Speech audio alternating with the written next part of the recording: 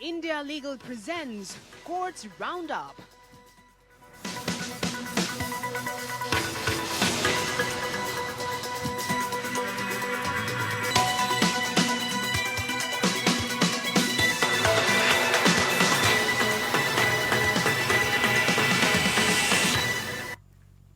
नमस्कार, मैं हूं आपके साथ नेहा दुबे। कोर्ट्स राउंडअप में आपका बहुत बहुत स्वागत है। इस बुलेटिन में अगले आधे घंटे हम आपको कोर्ट से जुड़ी तमाम छोटी बड़ी खबरों से करवाएंगे रूबरू। कोर्ट की कार्रवाई और सुप्रीम कोर्ट से लेकर हाई कोर्ट से लो कोर्ट्स तक के फैसलों को रखेंगे आपके सामने।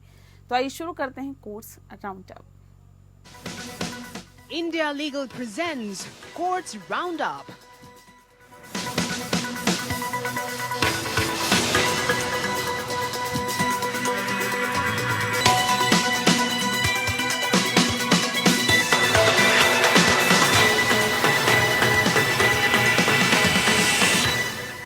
भ्रष्टाचार, जबरन वसूली और देशद्रोह के आरोपों का सामना कर रहे छत्तीसगढ़ के आईपीएस अधिकारी गुरजिंदर पाल सिंह की अनिवार्य रिटायरमेंट के संबंधित मामले की सुनवाई करते हुए सुप्रीम कोर्ट ने केंद्र सरकार से पूछा कि क्या न्यायिक पुनर्विचार का समिति दायरा जो है वो सीमित दायरा जो है वो अदालतों को फंसाए जाने के आरोपों पर विचार करने से रोकता है। जस्टिस एसवीएन भट्टी ने सवाल किया, मान लीजिए कि झूठ है तो अधिकारी को लगता है कि उन्हें अनिवार्य रिटायरमेंट दे दी जाएगी, फिर उसका क्या उपाय है। इसी तरह की भावना व्यक्त करते हुए जस्टिस ऋषिकेश रॉय ने कहा कि किसी व्यक्ति को फंसाए जाने का एक मामला लीजिए, इसका मतलब है कि वह ऐसा व्यक्ति है जो नापसंद है, अलोकप्रिय है, शायद अपने सहकर्मियों के लिए परेशानी का सबब बन सकता है, वे मिलकर उसे फंसा सकते हैं। अगर ऐसा कोई भ्रम कैट तक पहुंचता है तो क्या आप कह सकते हैं कि आप जिन निर्णयों का हवाला देने का प्रस्ताव कर रहे हैं उनके आधार पर अदालत उस तरह के आरोपों पर विचार नहीं करेगी। जस्टिस रॉय और जस्टिस भट्टी की खंडपीठ दिल्ली हाईकोर्ट के उस आदेश को केंद्र सरकार की चुनौती पर विचार कर रही थी जिसके तहत सिंह के रिटायरमेंट खारिज करने के केंद्रीय प्रशासनिक न्यायाधिकरण का फैसला बरकरार रखा गया था। न्यायालय ने सॉलिसिटर जनरल तुषार मेहता को संक्षेप में सुना और सुनवाई 2 दिसंबर तक के लिए स्थगित कर दी। सिंह पर भ्रष्टाचार निवारण अधिनियम 1988 के तहत अपराध का आरोप है। सुनवाई के दौरान एसडी मेहता ने केंद्र सरकार की ओर से तर्क दिया कि हाईकोर्ट ने अनिवार्य रिटायरमेंट मामले में अपील की, जबकि ऐसे मामलों में न्यायिक पुनर्विचार का दायरा सीमित है और फ्रेम अप के मामले में व्यक्ति के उपचार जो है इसके बारे में पीठ के प्रश्न के उत्तर में एसजी ने कहा कि पिछली सरकार फ्रेम अप दावे का समर्थन कर रही है, वर्तमान राज्य सरकार सिंह का समर्थन कर रही है। जस्टिस भट्टी ने कहा कि हाईकोर्ट ने केवल मुद्दों पर गौर किया है और उसमें गहराई से नहीं गया या ऐसी टिप्पणियां नहीं की जो कि सिंह को पूरी तरह से दोष मुक्त कर दे।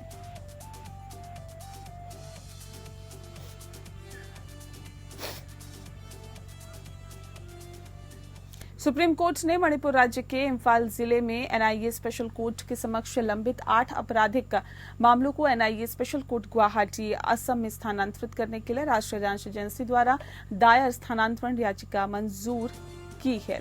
जस्टिस जेबी पारदीवाला और जस्टिस आर महादेवन की खंडपीठ ने एनआईए की स्थानांतरण याचिका को एनआईए द्वारा की गई प्रार्थना पर विचार करते हुए अनुमति दी और मणिपुर राज्य में स्थिति स्वतंत्र और निष्पक्ष सुनवाई के लिए अनुकूल नहीं है। एक दूसरे से असंबंधित 8 आपराधिक मामले यूएपीए के तहत हैं। बाद में उन्हें जांच के लिए मणिपुर पुलिस से एनआईए को स्थानांतरित कर दिया गया। पीठ ने इस तथ्य पर भी ध्यान दिया है कि न्यायालय ने 25 अगस्त 2023 को मणिपुर में मौजूदा स्थिति को ध्यान में रखते हुए मणिपुर राज्य से 27 सीबीआई मामलों को असम में स्थानांतरित करने का आदेश दिया था। न्यायालय के समक्ष विभिन्न प्रतिवादियों की ओर से सीनियर एडवोकेट कोलिन गोंजाल्विस सहित वकील उपस्थित हुए। गोंजाल्विस ने प्रार्थना की कि मुकदमे को दिल्ली स्थानांतरित किया जाए, जबकि एडवोकेट सिद्धार्थ बोरगोहेन जैसे अन्य लोगों ने प्रार्थना की कि इसे मिजोरम या मेघालय में स्थानांतरित किया जाए। उन्होंने कहा कि मणिपुर में केवल एक एनआईए कोर्ट है। हालांकि जस्टिस पारदीवाला ने टिप्पणी की कि मुकदमों को केवल एक राज्य में स्थानांतरित करना होगा। इसके अलावा एडवोकेट अहंथम हेनरी ने व्यक्त किया है कि मणिपुर से गुवाहाटी स्थानांतरित करना संभव नहीं है क्योंकि हवाई टिकट महंगा है, जबकि सड़कें अभी सभी अवरुद्ध है। और उन्होंने कहा है कि आरोपी जो हैं आरोपी व्यक्ति इसे वहन करने में सक्षम नहीं होगा। इसे एक महत्वपूर्ण विचार के रूप में लेते हुए न्यायालय ने अपने आदेश में कहा कि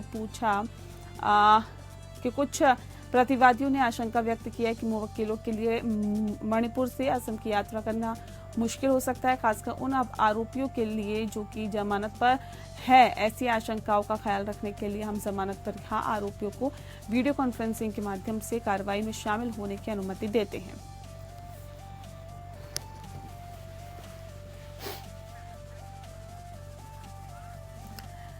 देश में चुनावों में धांधली का आरोप लगाने वालों को बड़ा झटका लगा है। सुप्रीम कोर्ट ने इसे जुड़ी हुई एक जनहित याचिका को खारिज कर दिया है। दरअसल जनहित याचिका में देश में ईवीएम की जगह बैलेट पेपर से चुनाव कराने की मांग की गई थी। ये जनहित याचिका डॉक्टर के.एल. पॉल ने दायर की थी। सुप्रीम कोर्ट के जस्टिस विक्रम नाथ और जस्टिस बी.वी. वराले की पीठ ने मामले की सुनवाई के दौरान याचिकाकर्ता से पूछा कि याचिका दायर करने संबंधित आपको शानदार विचार कैसे मिला। जस्टिस विक्रम नाथ और पी.वी. वराले की पीठ ने कहा है कि जब आप चुनाव जीतते हैं तो इलेक्ट्रॉनिक वोटिंग मशीन से छेड़छाड़ नहीं होती है, जब आप चुनाव हार जाते हैं तो ईवीएम से छेड़छाड़ हो जाती है। बैलेट पेपर से मतदान के अलावा याचिका में कई निर्देश मांगे गए थे। इसमें चुनाव आयोग को निर्देश देना शामिल है। अगर कोई उम्मीदवार चुनाव के दौरान मतदाताओं को पैसे, शराब या अन्य प्रलोभन देने का दोषी पाया जाता है तो उसे कम से कम 5 साल के लिए अयोग्य घोषित किया जाए। पॉल ने जब बताया कि वे 150 से ज्यादा देशों में जा चुके हैं तो पीठ ने उनसे पूछा कि क्या हर देश में बैलेट पेपर से वोटिंग होती है या इलेक्ट्रॉनिक वोटिंग मशीन का इस्तेमाल होता है। याचिकाकर्ता ने कहा कि विदेशी देशों ने बैलेट पेपर से वोटिंग को अपनाया है और भारत को भी ऐसा ही करना चाहिए। पीठ ने पूछा कि आप बाकी देशों और बाकी दुनिया से अलग क्यों नहीं होना चाहते। याचिकाकर्ता ने कहा कि देश में भ्रष्टाचार है और इस साल जून में चुनाव आयोग ने घोषणा की है कि उसने 9,000 करोड़ रुपए जब्त किए हैं। इस पर अदालत ने कहा है कि लेकिन इससे आपकी राहत कैसे प्रासंगिक हो जाती है जिसका आप यहाँ दावा कर रहे हैं। अगर आप बैलेट पेपर पर वापस जाते हैं तो क्या कोई भ्रष्टाचार नहीं होगा। याचिका में मतदाता जागरूकता बढ़ाने और फैसले लेने के महत्व को बढ़ाने के लिए व्यापक मतदाता शिक्षा अभियान चलाने के निर्देश देने की मांग की गई है। पॉल ने आगे कहा कि आज 32% शिक्षित लोग अपना वोट नहीं डाल रहे हैं। ये कितनी बड़ी त्रासदी है। अगर लोकतंत्र इसी तरह खत्म होता रहेगा तो हम कुछ नहीं कर पाएंगे और तो आने वाले वर्षों में क्या होगा।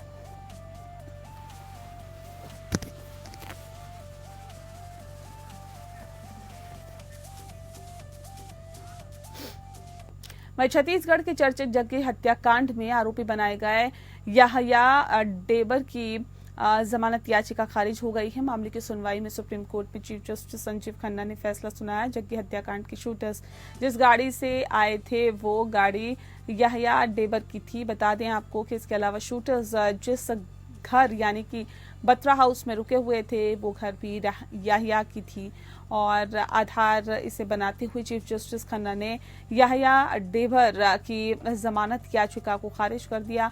इसके अलावा बता दें आपको कि इस मामले में 2 अन्य आरोपी अभय गोयल और फिरोज सिद्दीकी को सुप्रीम कोर्ट ने जमानत दे दी है। इसके पहले रामावतार जग्गी हत्याकांड में आरोपी पूर्व पुलिस अफसर A.S. गिल, V.K. पांडे और R.C. त्रिवेदी समेत 6 लोगों को सुप्रीम कोर्ट से जमानत मिली है।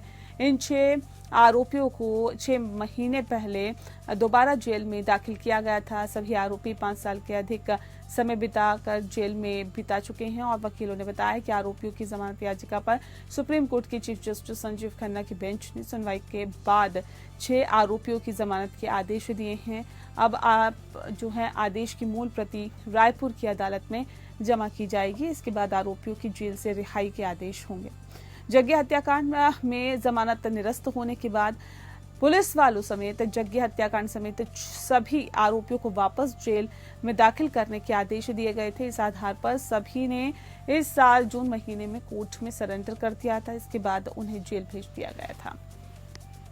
चलते शीना बोरा हत्याकांड की मुख्य आरोपी इंद्राणी मुखर्जी ने स्पेन और यूनाइटेड किंगडम की यात्रा की अनुमति के लिए सुप्रीम कोर्ट का दरवाजा खटखटाया है और उन्होंने बॉम्बे हाई कोर्ट के उस आदेश के खिलाफ विशेष अनुमति याचिका दायर की है जिसमें उन्हें विदेश यात्रा की अनुमति देने से इनकार कर दिया गया था। मुखर्जी ने कहा कि वह ब्रिटिश नागरिक हैं और कुछ लंबित कार्यों को निपटाने के लिए स्पेन और अपने देश जाने की अनुमति मांग रहे हैं, साथ ही जिन्हें उनकी मौजूदगी के बिना पूरा नहीं किया जा सकता है। लंबित कार्यों में कुछ बैंक अकाउंट्स को सक्रिय करने की आवश्यकता है जिसके लिए बायोमेट्रिक आवश्यकता है।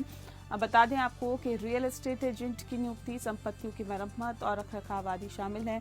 उन्होंने अपने पूर्व पति का नाम हटाकर अपनी वसीयत को अपडेट करने की आवश्यकता का भी उल्लेख किया है। मई 2022 में सुप्रीम कोर्ट ने उनकी बेटी शीना बोरा की हत्या के मामले में विचाराधीन कैदी के रूप में लगभग 6.5 साल की कैद को देखते हुए उन्हें जमानत दी थी। जमानत की शर्तों के अनुसार उसे अपना पासपोर्ट जमा करना था और ट्रायल कोर्ट की अनुमति के बिना भारत नहीं छोड़ना था। जुलाई 2024 में ट्रायल कोर्ट ने उसे विदेश यात्रा की अनुमति दी। सीबीआई ने ट्रायल कोर्ट के आदेश को चुनौती दी और बॉम्बे हाई कोर्ट ने इसे पलट दिया। हाई कोर्ट ने कहा कि उसे विदेश यात्रा की अनुमति देने के लिए कोई उचित आधार नहीं बनाया गया है और साथ ही कोर्ट ने यह भी कहा है कि अगर वह भारत से अपना काम करना चाहती है तो वैधानिक अधिकारी आरोपी का समर्थन कर सकते हैं। याचिकाकर्ता ने तर्क दिया है कि उसने जमानत की किसी भी शर्त का उल्लंघन नहीं किया है, इसके फरार होने की आशंका का कोई कारण नहीं है। याचिका में कहा गया कि ध्यान रखना उचित है कि याचिकाकर्ता के पास भारत में संपत्ति है और वह अपना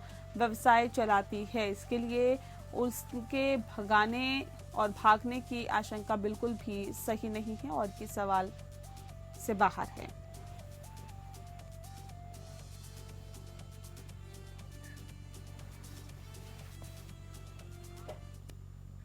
वहीं मद्रास हाईकोर्ट ने व्यक्ति को अपनी निजी भूमि पर फादर स्टेन स्वामी की तस्वीर वाला पत्थर का स्तंभ स्थापित करने की अनुमति दी जो कि आदिवासी व्यक्तियों के लिए उनके द्वारा किए गए कार्यों का सम्मान करते हैं। बता दें आपको कि राज्य अधिकारी द्वारा जारी किए गए नोटिस को खारिज करते हुए जस्टिस एम ढाढ़ा पानी ने टिप्पणी की कि फादर स्टेन स्वामी ने आदिवासी व्यक्तियों के कल्याण के लिए बहुत ही प्रयास किए हैं।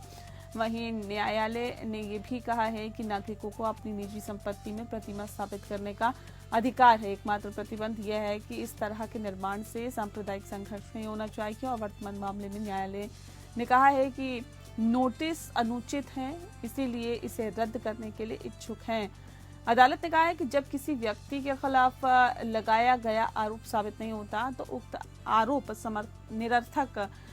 जो वर्तमान मामले में फादर स्टेन स्वामी ने आदिवासियों के कल्याण के लिए अधिक प्रयास किए और अब उनके सामने याचिकाकर्ता की निजी भूमि पर उनकी प्रतिमा पत्थर का स्तंभ स्थापित करने का मुद्दा है। एक सामान्य सिद्धांत के रूप में कानून नागरिक को अपनी निजी संपत्ति में प्रतिमा स्थापित करने का अधिकार देता है। एकमात्र प्रतिबंध यह है कि प्रतिमा के ऐसे निर्माण से दो समुदाय के बीच कोई संघर्ष नहीं होना चाहिए या किसी विशेष समाज की भावनाओं को ठेस पहुंचे।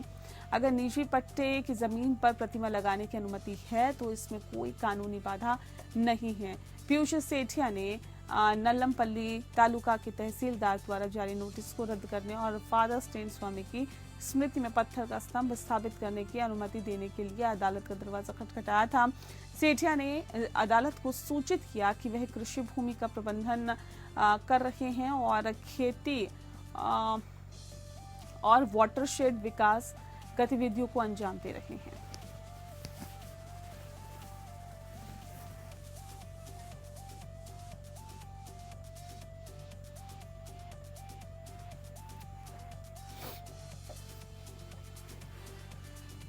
वहीं धन शोधन निवारण अधिनियम या पीएमएलए के तहत धन शोधन के आरोप में गिरफ्तार व्यक्ति की जमानत याचिका स्वीकार करते हुए मध्य प्रदेश हाईकोर्ट की इंदौर पीठ ने दोहराया कि हिरासत में रहने के दौरान जांच एजेंसी द्वारा पीएमएलए की धारा 50 के तहत दर्ज किए गए आरोपी के बयान उसके खिलाफ अस्वीकार्य होंगे। ऐसा करते हुए उसने ये भी देखा कि वर्तमान मामले में आवेदक के अपराध के संबंध में पीएमएलए की धारा 19 के तहत ईडी द्वारा बनाई गई राय सह आरोपी व्यक्ति के बयान पर आधारित है जो कि प्रथम दृष्टया अस्वीकार्य है। पंकज बंसल बनाम भारत संघ और अरविंद केजरीवाल बनाम प्रवर्तन निदेशालय सहित सुप्रीम कोर्ट के विभिन्न निर्णयों का हवाला देते हुए जस्टिस प्रकाश चंद्र गुप्ता ने अपने आदेश में कहा है कि स्पष्ट है कि पीएमएलए की धारा 19 का पालन न करने की स्थिति में अदालत उन सामग्रियों और संसाधनों की जांच करेगी जिसके तहत अधिकृत अधिकारी को आरोपी के दोषी होने पर विश्वास करने के कारण देना होगा।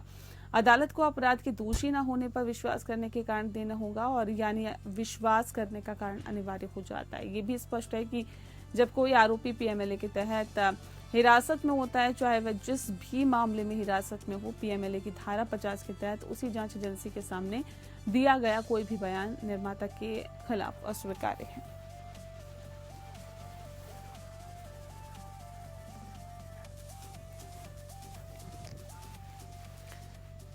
संविधान दिवस के मौके पर सुप्रीम कोर्ट परिसर में एससीबीए द्वारा कार्यक्रम आयोजित किया गया। इस कार्यक्रम में मुख्य अतिथि भारत के प्रधान न्यायाधीश जस्टिस संजीव खन्ना ने कहा है कि आज हम आत्मविश्वासी राष्ट्र हैं और इसके पीछे भारत का संविधान है। संविधान हमारी स्थायी विरासत और भविष्य की प्रतिबद्धताओं के लिए एक श्रद्धांजलि है। उन्होंने कहा कि हम अक्सर न्यायपालिका को जजों के रूप में जानते हैं, लेकिन मेरे हिसाब से बार के बिना न्यायपालिका की कल्पना नहीं की जा सकती है।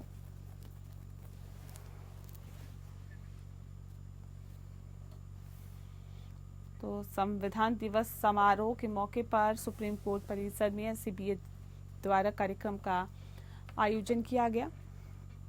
इस कार्यक्रम में मुख्य अतिथि भारत के प्रधान न्यायाधीश जस्टिस संजीव खन्ना ने कहा कि आज हम आत्मविश्वासी राष्ट्र हैं और इसके पीछे भारत का संविधान है जिसको पूरा श्रेय जाता है। संविधान हमारी स्थायी विरासत और भविष्य की प्रतिबद्धताओं के लिए एक श्रद्धांजलि है। उन्होंने कहा कि हम अक्सर न्यायपालिका को जजों के रूप में जानते हैं, लेकिन मेरे हिसाब से बार के बिना न्यायपालिका की कल्पना नहीं की जा सकती।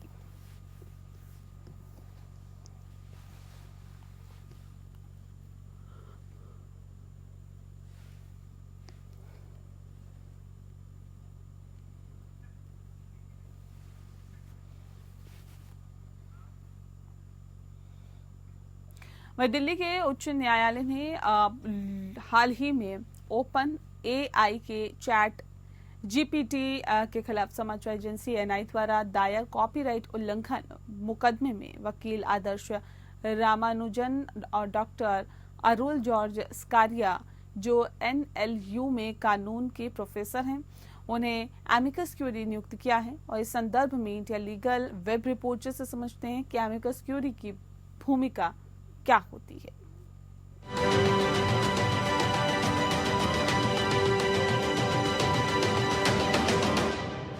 क्या आपने कभी सोचा है कि एक एमिकस क्यूरी कोर्ट की मदद कैसे करता है? एक एमिकस क्यूरी कोर्ट का दोस्त होता है जो कोर्ट को कॉम्प्लेक्स इश्यूज और सामाजिक प्रभाव समझाने में मदद करता है। ये अक्सर बड़े लीगल या पॉलिसी मैटर्स में अपॉइंट किए जाते हैं। एक मिसाल है रिसेंट सुप्रीम कोर्ट केस, जहां 2 एक्सपर्ट्स को एक एमिकस क्यूरी के साथ अपॉइंट किया गया था, जिसमें कुछ स्पेसिफिक टेक्निकल और लीगल एस्पेक्ट्स को देखने की जिम्मेदारी थी। ये केस था ANI media private limited versus OpenAI incorporation and another, जिसमें एएनआई ने ओपनएआई पर अपने कॉपीराइट न्यूज कंटेंट का अनऑथराइज्ड यूज करने का आरोप लगाया था, जिससे उनकी रेपुटेशन को नुकसान पहुंचा था, क्योंकि एआई मॉडल्स ट्रेन करने के लिए उनका कंटेंट इस्तेमाल किया गया था। एएनआई ने ओपनएआई के खिलाफ डैमेजेस और परमानेंट इंजंक्शन की मांग की थी, जो कॉपीराइट लॉ के सेक्शन 55 के तहत थी। दिल्ली हाई कोर्ट ने इस केस की कॉम्प्लेक्सिटी को समझा, जो एआई ट्रेनिंग में कॉर्पोरेट एप्लीकेशन के सवालों से रिलेटेड था, और एक एमिकस क्यूरी के अपॉइंट किए जाए पर जो लीगल और टेक्निकल इश्यूज में मदद करेगा। कोर्ट ने अभी तक इंजंक्शन इशू नहीं किया है और फर्दर प्रोसीडिंग्स जनवरी 2025 में होंगी।